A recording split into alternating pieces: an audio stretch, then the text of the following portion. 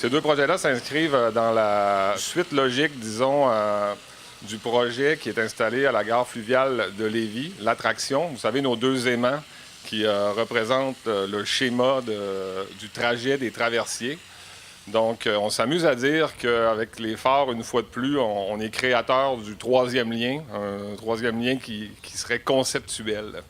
Donc, si je peux donner quelques pistes, on aime bien parler de la symbolique des objets qui sont assemblés dans nos projets, mais on souhaite que les gens, par rapport à leur bagage, par rapport à leur histoire, prennent la relève de cette compréhension de l'œuvre et en fassent, se servent de leur histoire pour se créer une histoire qui leur est propre.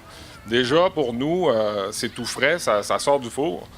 Il y a des gens qui ont travaillé sur l'œuvre, qui ont déjà plus côtoyé que nous les deux objets et qui ont déjà des réflexions. On m'a dit que certains voyaient leur propre reflet dans la pupille, dans le noir de l'œil, donc ils se sentaient comme aspirés dans l'œil, comme si l'œil les regardait.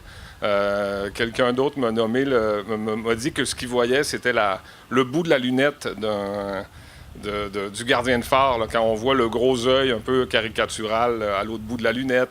C'est ce genre de réflexion-là qui nous fait plaisir puis qui nous montre que en associant l'œil, le phare, la lune, parce que l'iris au centre, l'iris est une lune bleue, eh bien, quand on associe tout ça, puis qu'on génère des réflexions chez le récepteur, bien, on a le sentiment du devoir accompli.